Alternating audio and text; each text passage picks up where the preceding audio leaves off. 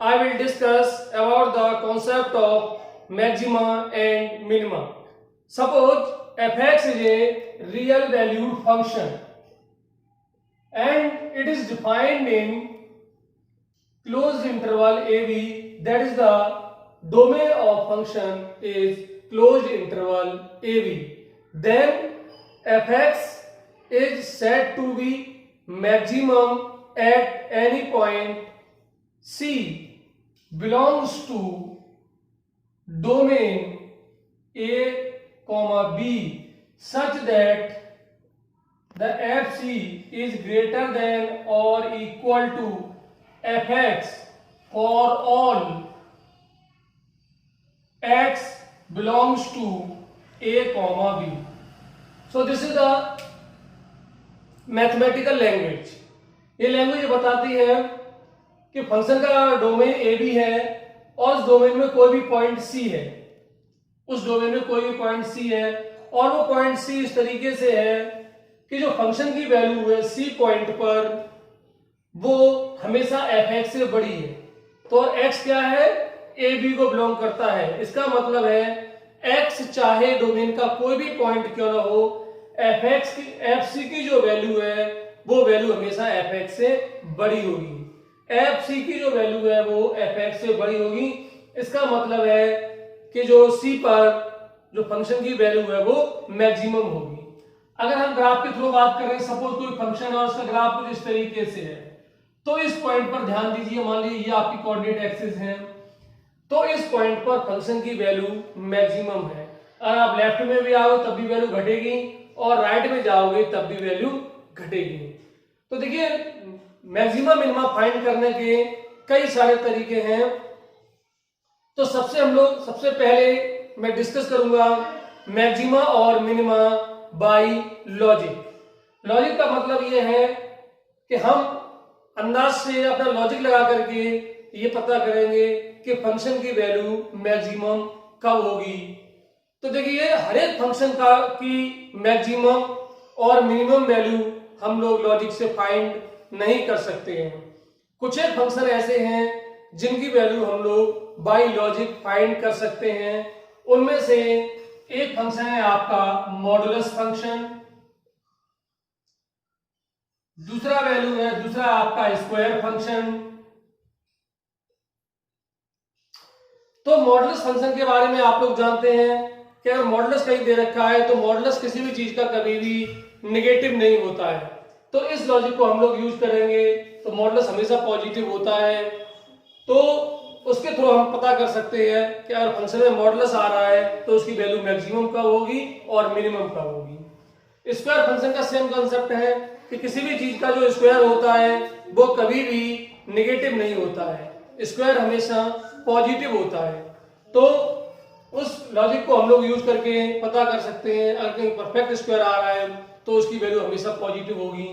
और तीसरी बात हम लोग करते हैं साइन एक्स और कॉस एक्स फंक्शन की।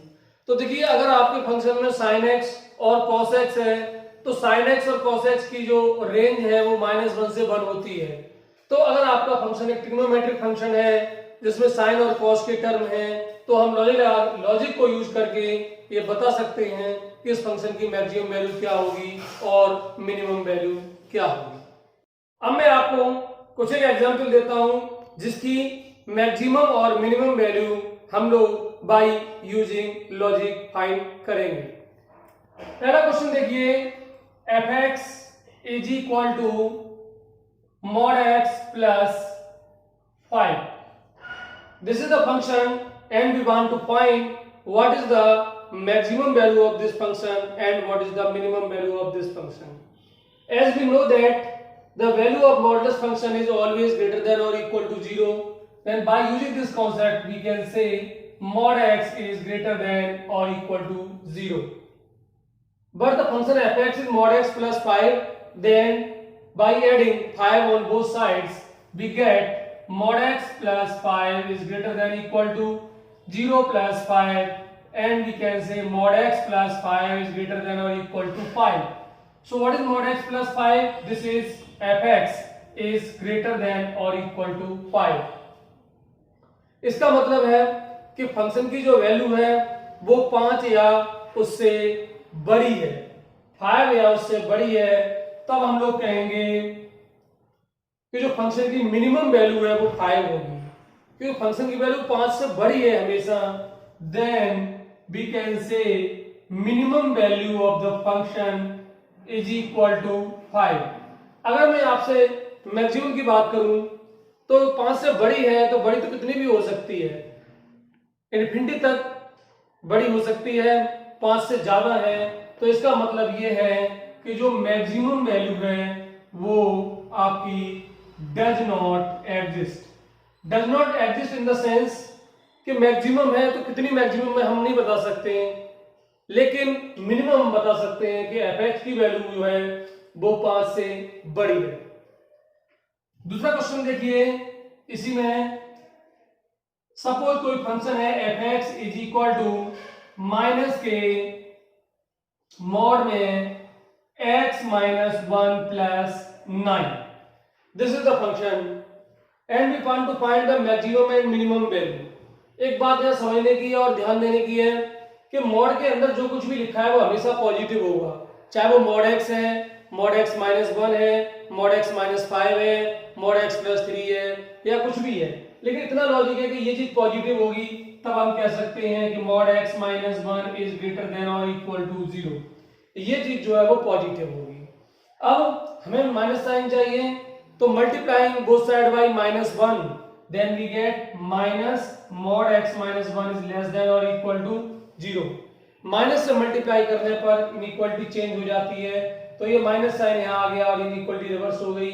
0 में माइनस 1 का मल्टीप्लाई किया वो 0 ही रहा, और अब 9 दोनों तरफ ऐड और कर दोगे तो we can say minus mod x minus 1 plus 9 is less than equal to 0 plus 9 and this is fx, so we can say fx is less than or equal to 9।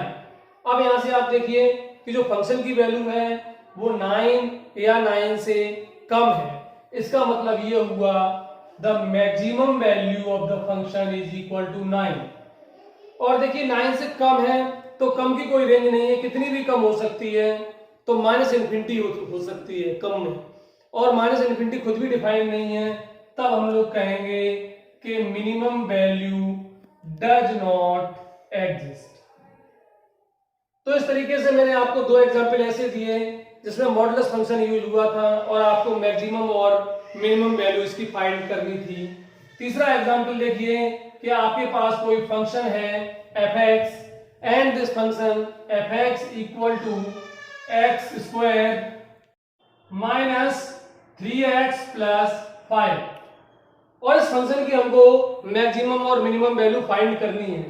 तो सबसे पहले समझने की बात है कि ये परफेक्ट स्क्वायर नहीं है, एक्स स्क्वायर है लेकिन इसके साथ माइनस 3x भी है और 5 भी है।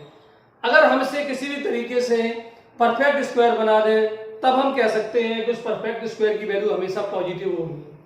तो परफेक्ट स्क्वायर बनाना आप लोग 10th क्लास में भी पढ़े हो, तब आप लोग इसको लिख सकते हो fx is equal to x square minus 3x। अब x के कोफिशिएंट के आधे का स्क्वायर जोड़ते घटाते हैं, तो x का कोफिशिएंट -3 और -3 का आधा 3/2 और उसका जो स्क्वायर है वो 9/4, तो प्लस 9/4 माइनस 9/4 प्लस 5 लिख सकते हैं।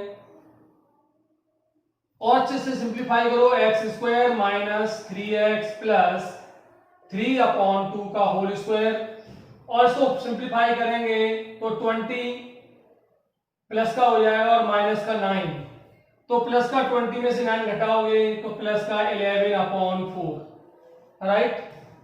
20 माइनस 9 that is 11, and we can say this is equal to x minus 3/2 का होल स्क्वायर प्लस 11/4। तो ये वैल्यू होगी तुम्हारी fx की, x माइनस 3/2 का होल स्क्वायर प्लस 11/4। अब यहां पर ध्यान दीजिए ये परफेक्ट स्क्वायर है और परफेक्ट स्क्वायर कभी भी नेगेटिव नहीं होता, तो हम कह सकते हैं कि x माइनस 3/2 का whole square is greater than और इक्वल टू 0। पर हमें फंक्शन में 11/4 भी चाहिए, तो you can say x minus 3/2 का whole square plus 11/4 is greater than equal to 0 plus 11/4। और ये चीज वही है जिसको हम सिंप्लीफाई करके लाए हैं इधर fx, इसका मतलब है fx is greater than equal to 11/4। Function की वैल्यू 11/4 से बड़ी है, तो इसका मतलब है 11/4 इसकी मिनिमम वैल्यू है। तो minimum value of fx is equal to 11/4, जबकि इसकी जो मैक्सिमम वैल्यू है फंक्शन की वो आपकी does not exist. Maximum value इसकी एग्जिस्ट नहीं करेगी, लेकिन मिनिमम वैल्यू 11/4 होगी। अब आप लोग कुछ एग्जांपल देखिए sin x और cos x फंक्शन से रिलेटेड।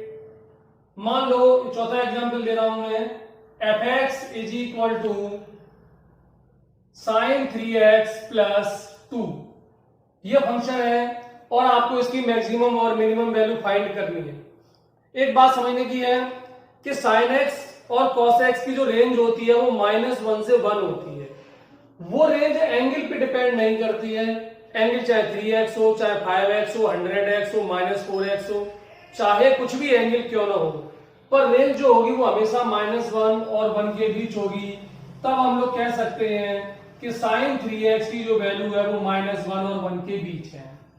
लेकिन फंक्शन फाइंड करने के लिए हमें चाहिए sin 3x प्लस 2, इसका मतलब है दोनों तरफ आपको 2 ऐड करना पड़ेगा इसमें। Then we can say -1 plus 2 is equal to sin 3x plus 2 is less than equal to 1 plus 2। 2 हमने सब में ऐड कर दिया और ऐड करने पर ये चीज 1 हो गई, is less than equal to, ये चीज जो है आपकी fx हो गई इज लेस देन और इक्वल टू 3, यानी fx की वैल्यू 1 से लेकर के 3 तक है। तो मिनिमम वैल्यू जो है fx की, मिनिमम वैल्यू इक्वल टू 1 और जो मैक्सिमम वैल्यू है दिस इज इक्वल टू 3। तो कहने का मतलब है कि जब भी sin x और cos x फंक्शन आ जाए तो उनकी जो मैक्सिमम और मिनिमम वैल्यू हो जाती है वो -1 और 1 के बीच होती है। चौथा और पांचवा एग्जांपल लेता हूं मैं, ये कुछ अलग हटके है। This is equal to, suppose this is 2 cos square x plus 1/2, ये फंक्शन है और आपको इसकी मैक्सिमम और मिनिमम वैल्यू फाइंड करनी है। तो सबसे पहली बात है कि cos x की जो वैल्यू है वो -1 से लेकर के 1 तक होती है, ये आप सब लोग जानते हो। लेकिन दूसरी और इंपॉर्टेंट बात है कि cos स्क्वायर x की वैल्यू कहां से कहां तक लाई करेगी। तो cos स्क्वायर x की जो वैल्यू लाई करेगी वो 0 से 1 लाई करेगी, क्योंकि चाहे नंबर नेगेटिव हो या पॉजिटिव हो, लेकिन इसका जो स्क्वायर होता है वो हमेशा कैसा होता है, पॉजिटिव होता है। तो स्क्वायर हमेशा पॉजिटिव होने की वजह से ये वैल्यू 0 से 1 के बीच लाएगी। अब हमें चाहिए 2 cos स्क्वायर x, तो सब में 2 को मल्टीप्लाई कर देंगे, क्योंकि 2 एक पॉजिटिव नंबर है इसलिए इनइक्वालिटी को इफेक्ट नहीं करेगा। 0 में 2 का मल्टीप्लाई किया, 0 ही रहा। लेस देन और equal to 2 cos square x is less than और इक्वल टू 2, सब में 2 का हमने मल्टीप्लाई कर दिया और 1/2 सब में ऐड कर देंगे हम इसके बाद। Then we can say 0 plus 1/2 is less than equal to 2 cos square x plus 1/2 is less than equal to 2 plus 1/2, right? तो ये आपका हो गया 1/2 is less than equal to and this is fx is less than equal to 5/2। तो कहने का मतलब ये है कि fx की जो मिनिमम वैल्यू है वो 1/2 है, मिनिमम वैल्यू इक्वल टू 1/2, और जो fx की जो मैक्सिमम वैल्यू है दिस इज 5/2। तो मिनिमम वैल्यू 1/2 है, मैक्सिमम वैल्यू 5/2 है। इसी तरीके से आपके सामने अगला एग्जांपल है। इसमें खास बात है कि मॉडुलस फंक्शन भी है और sin x cos x के फंक्शन भी है। And what is the maximum value of this function and minimum value of this function. तो हम स्टार्ट करते हैं कि sin x की जो वैल्यू होती है वो हमेशा -1 और 1 के बीच होती है। sin x की जो वैल्यू हमेशा -1 और 1 के बीच होती है, पर हमें चाहिए sin x -2, तो दोनों तरफ से हम 2 सब्ट्रैक्ट कर देंगे। -1 - 2 is less than equal to sin x -2 is less than equal to 1 + 2। Right. अब दिस बिकम्स -2 ऐड करेंगे हम दोनों तरफ, so this become -2 and it become -3 is less than equal to sin x -2 is less than equal to -1, यानी sin x -2 की जो value है वो -3 से लेकर के -1 तक होगी, -3 से -1 तक। लेकिन जब इसका मॉडुलस निकालेंगे तो इसका मॉड +3 हो जाएगा और इसका मॉड +1 हो जाएगा, तब हम कहेंगे कि मॉड sin x -2 की जो वैल्यू लाई करेगी वो 1 से लेकर के 3 तक लाई करेगी, राइट। छोटी वाली वैल्यू पहले आएगी, बड़ी वाली वैल्यू बाद में आएगी, और 3 और ऐड कर देंगे तो 1 + 3 is less than equal to mod sin x -2 + 3 is less than equal to 3 + 3। So 1 + 3 is 4. 4 is less than equal to, this thing becomes fx is less than equal to 6.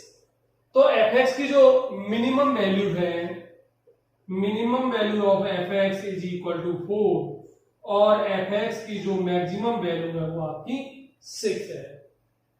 आपको एक आखिरी एग्जांपल दे देता हूं जिसमें square function भी है और sin x cos x function भी है।